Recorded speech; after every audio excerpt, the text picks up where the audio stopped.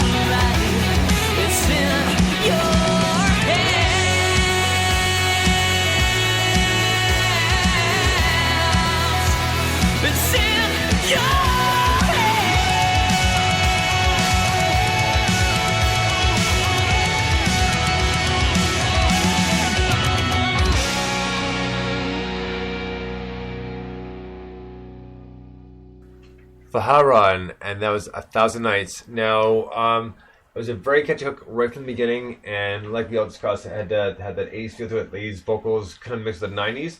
So I'll let you guys take it from there. Nick, I know you had a lot to say about the drums. Well, I was originally thinking I like the grooves, you know, like it started off kind of sounding like a mid-80s like arena rock metal tune, which is awesome. I love stuff like that. And Yeah, great tune. Great to hear female vocals like the last tune we just heard too. You know, coming back strongly. We're all talking about, which is great. Let's see some heavy powerhouse female vocal. vocals. Powerhouse. Man, ladies back in the day used to have the hugest pipes. Man, think about Hart. Yeah, there's Anne Wilson just, I was find like, there's exactly. this emphasis on women, and particularly in the folk music scene, Ibra where Kell. I predominantly play, is that vocals tend to be really like ultra feminine and like passive, and I don't really like that. Like, I sing. Yeah. My emotions kind of like I sing through that. So yeah, you want to get aggressive on it and have like control over the situation. So more deep like Ibra Kell, New Bohemian sort of thing, right? So yeah, like National Velvet, kind of like older, I guess, kind of style. Like this band, particularly like versus the previous band that we listened to.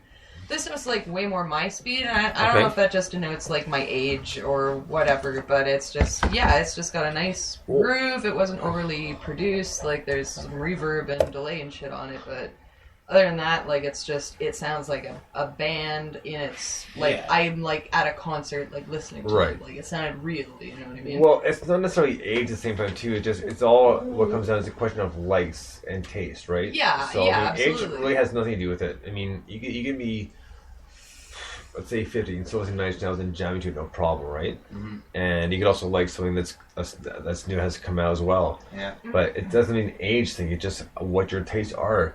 Yes, your tastes change, but there's still some tastes that stay exactly the same, right? You still have the same appreciation for like different productions and different like instrumentals, right? Well, yeah. There's nothing wrong with embracing the technology of production.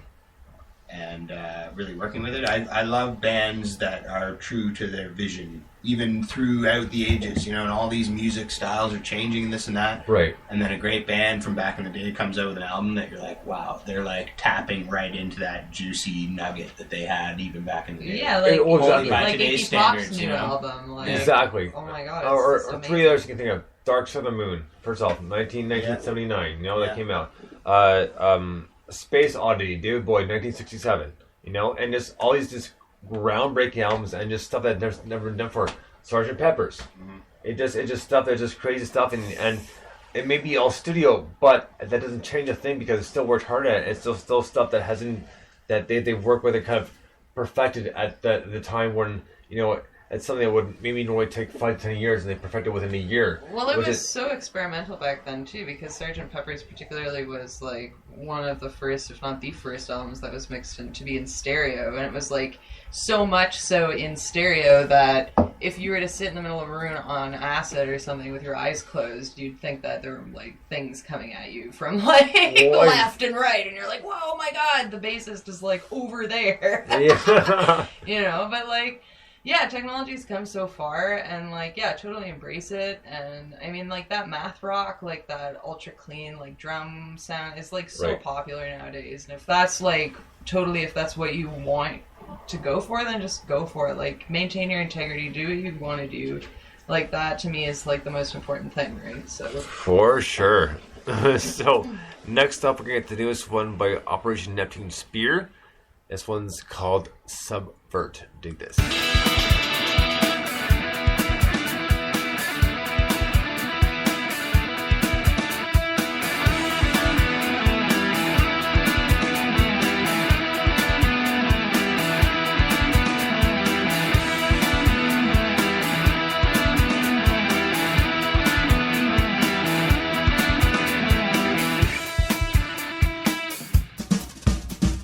Why so serious? The world's delirious.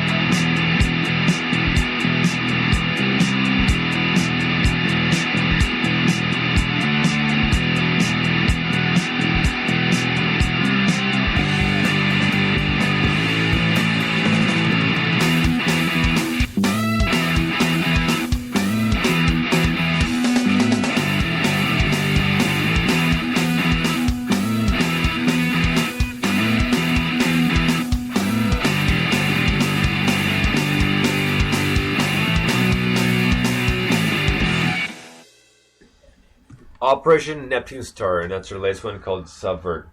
And you know what? This one is very catchy. The last one we had last NMS was Cluster Funk, and this is a very similar, great catchy tune. Like, love the vocals on this one. It really kind of pretty much caught me right away, and like really made me tap my foot to kind of when I want to get into a mosh pit. Yeah, I really liked it. It had a lot of like old school feel, like again with the processed vocals. That seems to be like really popular right now. But like, yeah, it was just cool, like party rock. Like, it's just fun. Like I like that. That was cool. Well, music has to be fun, especially for your audience. You know what I mean? Depending, I guess, on the style that you're kicking. But I think that the majority of people still want an aspect of fun. Even ones that are into, like, dark and intense music. There's a fun aspect somewhere in there, whether it be in the beat or the crazy melody or whatnot. No, fair enough. So it's good. Those guys had a good, fun vibe. So next up, we're going to get to a band we've heard plenty of times. Is a band from Toronto, and the song is called The Stormalongs. And this is a song called House of Air. Dig this.